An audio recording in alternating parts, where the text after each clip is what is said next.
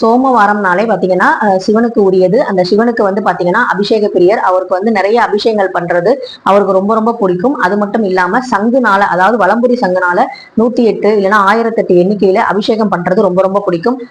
சோமவாரங்கள்ல சிவனுக்கு வந்து பாத்தீங்கன்னா சங்குனால புனித நீரை நிரப்பி அதை கங்கையா வந்து பாவித்து சிவனுக்கு வந்து அபிஷேகம் பண்ணுவாங்க. சிவனை வந்து குளிர்விக்கிறதுக்காக தான் இந்த சங்காபிஷேகங்கிறது பண்றது.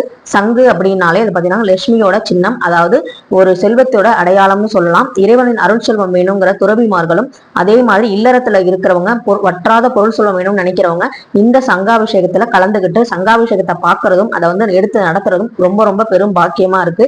இந்த சங்காபிஷேகத்தினால என்ன பயன் அப்படின்னா, சகோதரர்களுக்கிடையே ஒற்றுமை வந்து ஏற்படும், செல்வ அபிவிருத்தி ஏற்படும். அதாவது வந்து வற்றாத செல்வம் நமக்கு வேணும் அப்படின்னு நினைக்கிறவங்க கண்டிப்பா இந்த சோமவாரத்துல ஏதாவது ஒரு திங்கட்கிழமையாவது நீங்க போய் சங்காபிஷேகத்தை பாருங்க.